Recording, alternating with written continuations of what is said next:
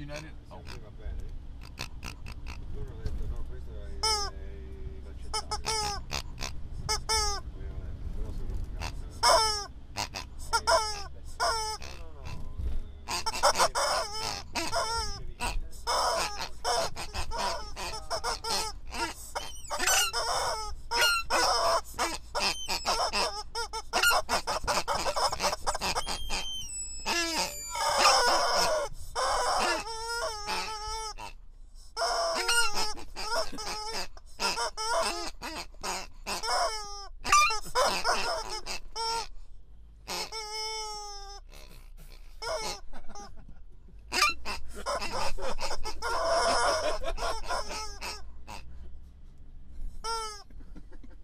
Greetings, noble viewers. This is Guthrie Govan. It's my turn to come up with a few minutes of exciting extra material for our otherwise splendid DVD. I haven't quite worked out what I'm going to tell you yet, so why don't I just tell you a little bit about each of the songs I wrote for the gigs we did at Alva's and for our album.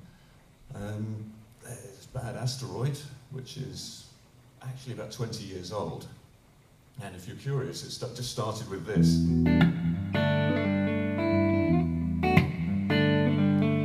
Kind of like the groove of that, and in my furry head it was Tori Amos playing piano. It was more that kind of thing rather than a guitar part. And then I just kept adding more and more weird sections to it, and in some strange way I wanted it to represent an asteroid that was kind of wandering in a very irregular orbit and going to all the wrong places instead of just going in a normal circle as an asteroid should. So, for instance, there's a bit with some weird Steely Dan-ish chords, and I thought it would be cool to have a whole bunch of chords that didn't fit together, but had one note in common. So we have this. And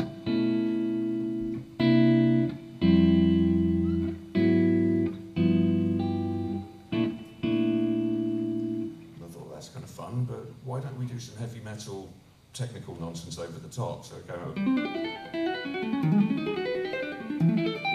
that thing.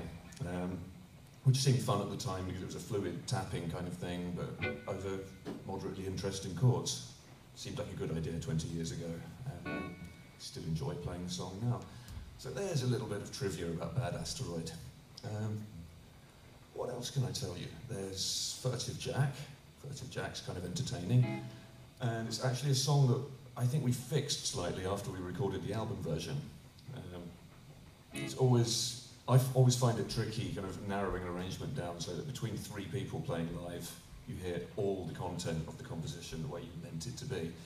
And there are certain parts where I wanted, like in the bridge section, you really need those chords, and I can't do it because I have to play the melody, so this weird kind of fingering came out.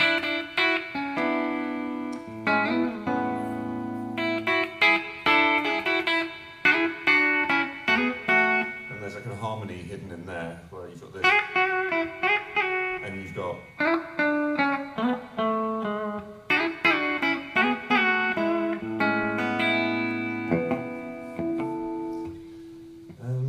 but the bit that we really fixed, I think, was in the middle.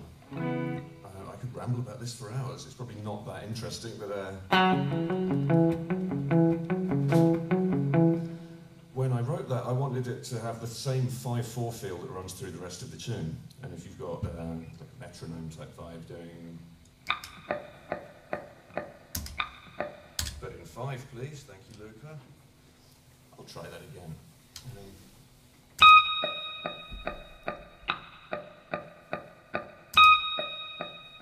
Perfect.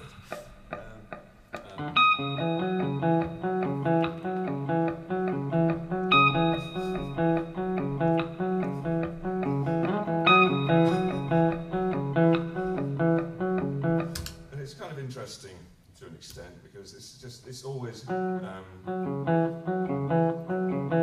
which is a pretty idiotic, basic piece of musical material, but every time the new bar starts, you're in a different part of this simple figure. And then later it horrified me to realise that someone might listen to it and just think it's in 4/4, like 1, 2, 3, 4, which is terrible. So I thought, although we've already recorded the album version, we probably need some chords to stop it from sucking. And these are good chords, I'm pleased with these. So you've got...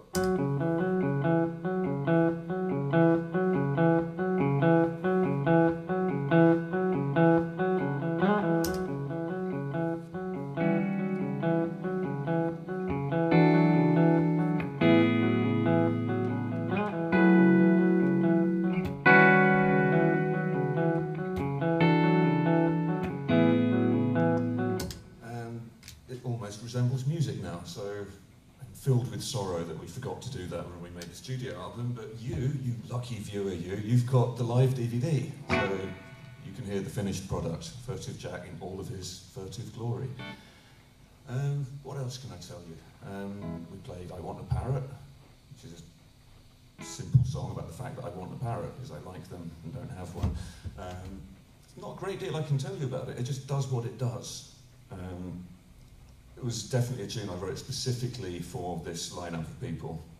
And for the melody I was thinking of Brian's bass tone and like what would sound good with that.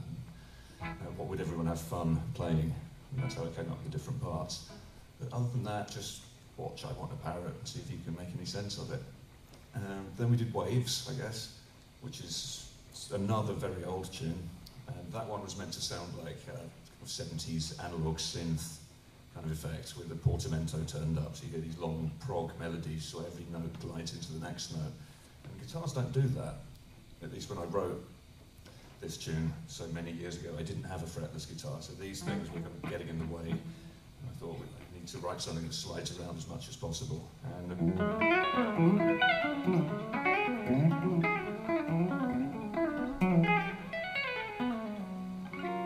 so it's not the most convenient fingering, that's the only way to make it sound slippery and weird. So that's Waves. That's the important part of Waves. There's one stupid part that, in retrospect, doesn't need to be there at all, which is this. What was I thinking? That's about, oh yeah, and Erotic Cakes. Don't worry, Erotic Cakes is meant to sound horrible. If you don't like it, you're listening to it right. But it was supposed to be one of those jagged kind of Brecker Brothers-y riffs with lots of 16th note syncopation and lots of wrong notes. And there are certain bits where it's chunks of a chromatic scale, but there's octave displacement. So instead of just, you might have.